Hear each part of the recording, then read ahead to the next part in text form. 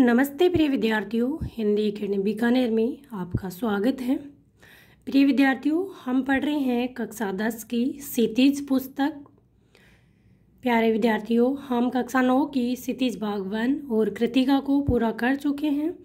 अगर वो वीडियो आपने नहीं देखे हैं तो चैनल पर जाके देख लेना। प्रिय विद्यार्थियों, हम पढ़ रहे हैं एनसीईआरटी में जो कवि दे रखे हैं उनका साहित्यिक परिचय, क्योंकि यूजीसी नेट में जो एनसीईआरटी में कवि दे रखे हैं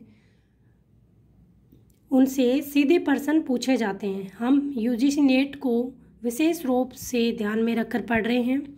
प्रिय विद्यार्थियों, अगर आप हिंदी से तैयारी कर रहे हैं UGC net first grade, second grade, KVS, केंद्रीय विद्यालय, नवोदय विद्यालय, डीएसएसबी, किसी भी एग्ज़ाम की जहाँ पर हिंदी साहित्य वाला भाग पूछा जाता है तो ये वीडियो आपके लिए महत्वपूर्ण होगा।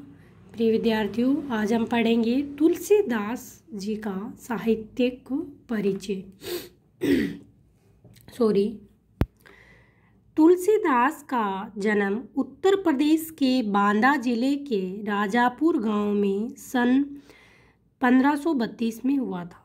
कुछ विद्वान उनका जन्म स्थान सोरो जिला एंटा भी मानते हैं। ये मान्यता के अनुसार है, क्योंकि जो हमारे कवि दे रखे हैं उनके बहुत सारे कवियों के बारे में जो उनके जन्म स्थान है उनको लेकर विवाद है। तुलसीदास का जन्म कहाँ हुआ? उत्तर प्रदेश के बांदा जिले के राजापुर गांव में सन 1532 में हुआ था। कुछ विद्वान, ये भी ध्यान रखना है, उत्तर प्रदेश बांदा जिला राजापुर, ये जन्म स्थान सोरो जिला एंटा भी आपको ध्यान रखना है। दोनों एक साथ एग्जाम में नहीं पूछे जाएंगे, दोनों में से कोई एक ऑप्शन में दिया जाएगा। तुलसी का बचपन बहुत संघर्षपूर्ण था। जीवन के आरंभिक वर्षों में ही माता पिता से उनका बिछोह हो गया। कहा जाता है कि गुरु कृपा से उन्हें राम भक्ति का मार्ग मिला। ऐसा भी हम सुनने में पढ़ने में आता है कि तुलसीदास जी ने जन्मते ही मुँह से राम शब्द का उच्चारण किया था। इसलिए उनको उनके माता पिता ने उनका त्याग कर दिया था। वे मानव मूल्यों के उपासक कवि थे। राम भक्ति परंपरा में तुलसी अतुलनीय है, क्योंकि तुलसी के बराबर कोई दूसरा और नहीं हुआ है। रामचरितमानस कवि की अनन्य राम भक्ति और उनके सृजनात्मक कौशल का मनोरम उदाहरण है। उनके राम मानवीय मर्यादाओं और आदर्शों के प्रतीक हैं। जिनके माध्यम से तुलसी ने नीति, स्नेह, शील, विनय, त्याग जैसे उदात्त आदर्शों को प्रतिष्ठित किया है। रामचरितमानस उत्तरी भारत की जनता के बीच बहुत लोकप्रिय है।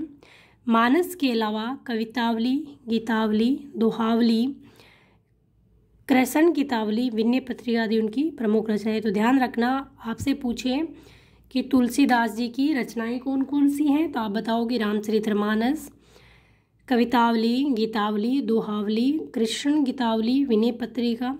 और भी रचनाएं हैं। जिस प्रकार हम कक्षा 11 और 12 को बढ़ेंगे तो हमें उनके बारे में, जो उनकी अन्य रचनाएं उनके बारे में पढ़ने को भी मिलेगा।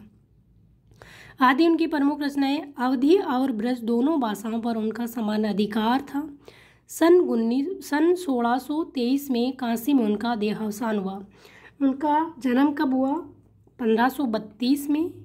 और उनकी मृत्यु कब हुई? 1623 में।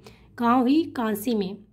तुलसी ने रामचरितमानस की रचना अवधी में और विनय पत्रिका तक कवितावली की रचना ब्रज भाषा में की। पूछा जा सकता है कि रामचरितमानस की रचना किस भाषा में की गई? अवधी में। विनय पत्रिका, कवितावली की रचना किस भाषा में की गई? तो ब्रज भाषा में। उस समय प्रचलित सभी काव्य रूपों को तुलसी की रचनाओं में देखा जा सकता है।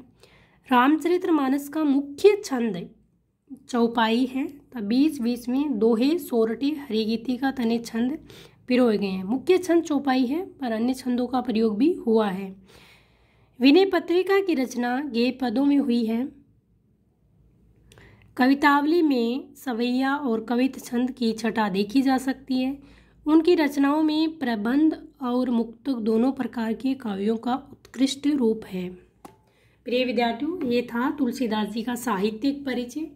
अब यहाँ पर जो उनका रचना है उसके बारे में कुछ जानकारी दे रखी है उसको भी हम देख लेते हैं। ये अंश की रामचरितमानस जो उनकी रचना है वो कहाँ से ली गई है। ये अंश रामचरितमानस के बालकांड से लिया गया है। गीता सीता स्वयंवर में राम द्वारा शिव धनुष भंग के बाद मुनि परशुराम को जब ये समाचार मिला कि यह अंश रामचरितमानस के बालकांड से लिया गया है, तो रामचरितमानस में कुल मिलाकर 7 कांड हैं, जिसमें से ये जो रचना आपकी तुलसीदास ने यहाँ ली है वो बालकांड से ली है। सीता स्वयंवर में राम द्वारा शिव धनुष भंग के बाद मुनि परशुराम को जब ये समाचार मिला तो वे क्रोधित होकर वहाँ आते हैं। शिव धनुष को खंडित देखकर वे आपे से बाहर हो जाते हैं। राम के विनय और विश्वामित्र के समझाने पर तथा राम की शक्ति की परीक्षा लेकर अंततः उन्हें गुस्सा शांत होता है। इस बीच राम लक्ष्मण और परशुराम के बीच जो संवाद हुआ उस प्रसंग को यहाँ प्रस्तुत किया गया है। यहाँ पर कौन सा तुलसीदास ने प्रसंग लिया है कि राम लक्ष्मण और परशुराम के बीच में जो संवाद हुआ उसका प्रसंग यहाँ लिया गया है। वो ये प्रसंग कहाँ से लिया गया है, तो रामचरितमानस के बालकांड से लिया गया है। परशुराम के क्रोध भरे वाक्यों का उत्तर लक्ष्मण व्यंग्य वचनों से देते हैं। इस प्रसंग की विशेषता है कि लक्ष्मण की वीरस से पंगी व्यंग्योक्तियों और व्यंजना शैली की सरस अभिव्यक्ति हुई है। प्रिय विद्यार्थियों, अगर वीडियो अच्छा लगा तो अपने मित्रों के साथ शेयर कर दीजिएगा, चैनल को सब्सक्राइब कर दीजिएगा। जय हिंद, जय भारत।